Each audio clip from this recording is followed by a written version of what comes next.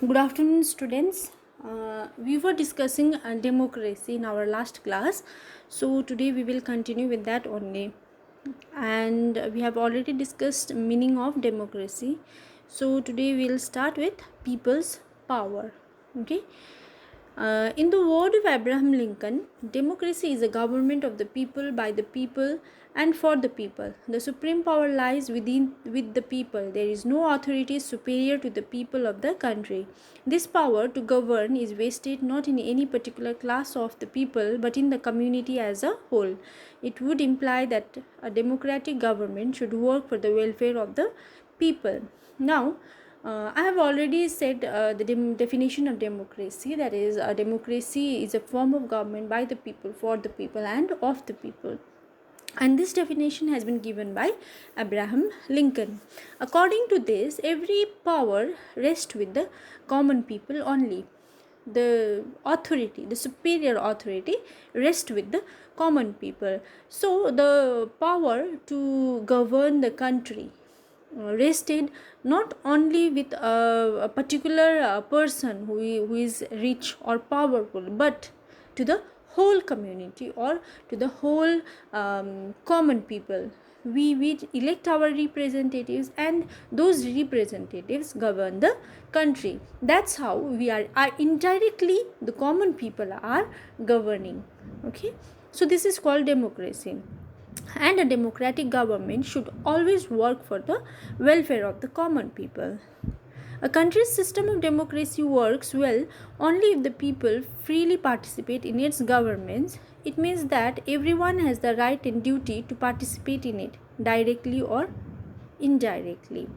Now, when in a democracy, the country's system, uh, in whatever common people decided, like for example in election, there are so many candidates in election, right? So one of the candidate is favorite of the common people, then obviously he will get the vote, so that the common people choose him as their representatives. And here people can freely participate in this election process. They are free to choose whoever they wanted to make them as their representatives. So common people directly or indirectly rule the government. So we will discuss how directly and indirectly common people are ruling the country. But there are two phases. One is direct and another one is indirect. Now we will discuss how direct and how indirect. Okay, now, how do the citizens of a country participate in its government? In a democracy, an important means for people to exercise their political power are election. All adult men and women vote to elect their representatives. In doing so, they are indirectly participating in the governments of the country. Now, in election, like I have already said, election voting right is one of the most important right of the common people. In that voting right, every individual, whether it's a man or a woman, they will elect their representative. They will give their vote to one of the person, and that person became our representatives. Now, participating in an election, giving vote, is one of the way of indirectly ruling the government.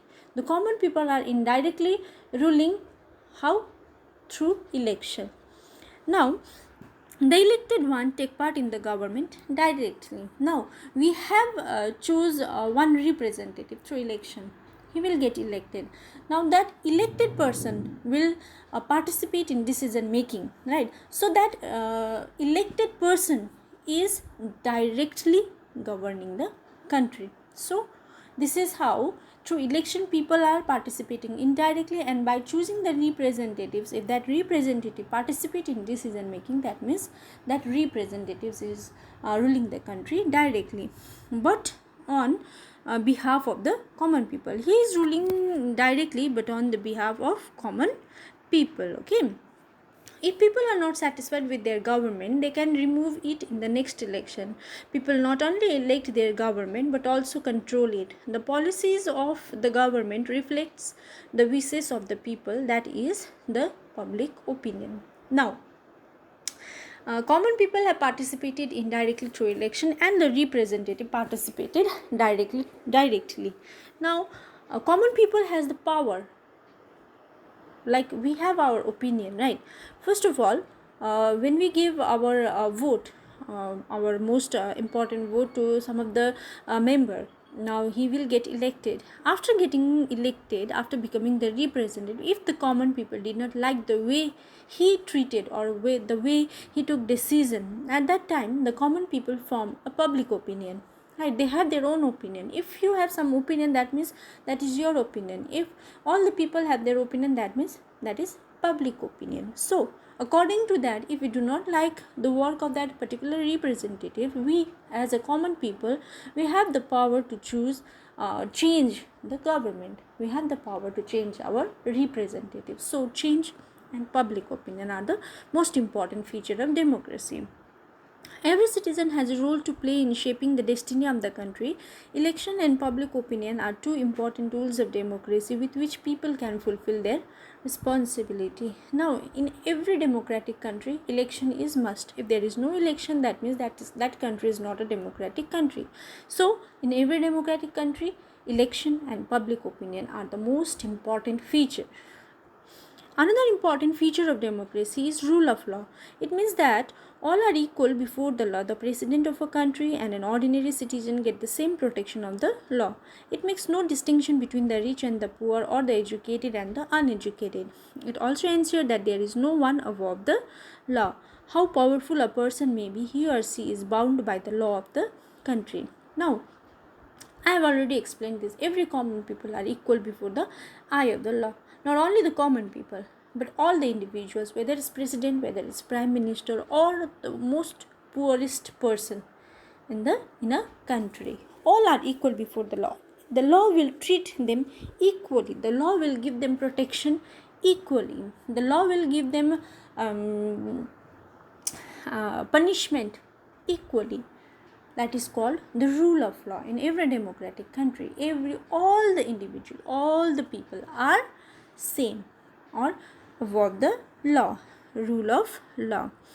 So the rule of law also provide protection to individual against social evils such as untouchability, child marriage, sati, and other forms of discrimination. You have already seen an example of the working of rule of law in the story of Susila, who fought the unlawful practice of child marriage. Now, our law also gives us protection against child marriage, social evils like widow remarriage, child marriage, sati pratha, all of this.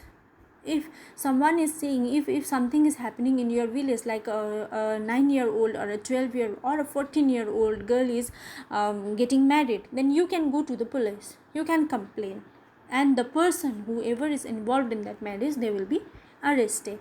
So our law gives us protection against these social evils also. Who make law for us? Unlike in an absolute monarchy or dictatorship where the king or the dictator is the lawgiver, in a democracy, it is the people who make law for themselves. It may be done directly by the people themselves or indirectly through their representative. In our country, it is the parliament constituted by representatives of the people which makes law for us. Similarly, the state assembly makes laws for the state. Now, who makes the law? Because we are saying people are governing the country, common people. So laws, who has framed all those laws? In a monarchy or a dictator, the head of the country, like monarch, a king, he will make some law for his kingdom. In a dictator, the dictator will make some law for his country. But in a democratic government, people makes the law. How? We choose our representatives, and those representatives participate in the parliament, and the head of the parliament as well as the representatives, our representatives, they make law for the country. And the state assembly means high court, lower assembly. Okay, Rajya Sabha. State assembly means Rajya Sabha. Lok Sabha means center.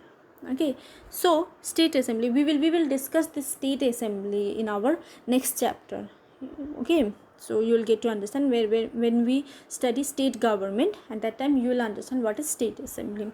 So the state assembly and the representatives of the parliament, they will make law, and indirectly we can say that common people are making the law, because those representatives are chosen by us only. We have gave them power to decide on behalf of us common people.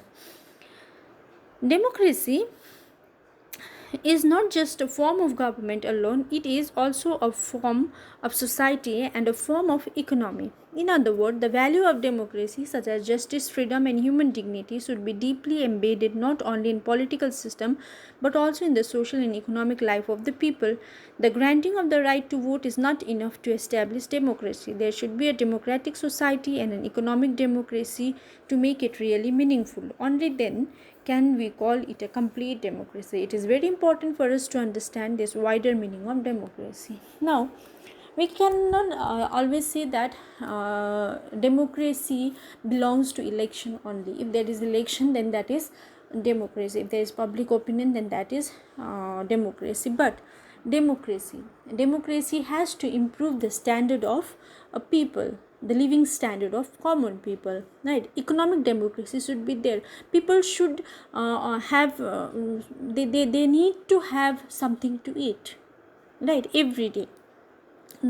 Basically that is for the poor people. If there will remain no poor in a country, then that country, we can say that economically democratic.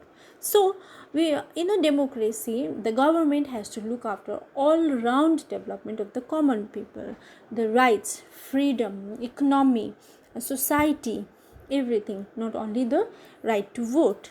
So this is called democracy. These are the features of democracy. Democracies feature election, public opinion, rule of law. These are the most important feature of democracy. Okay, now, and we will discuss, we will stop till here, and we will discuss further the democracy in our next class. Till then, take care and be safe.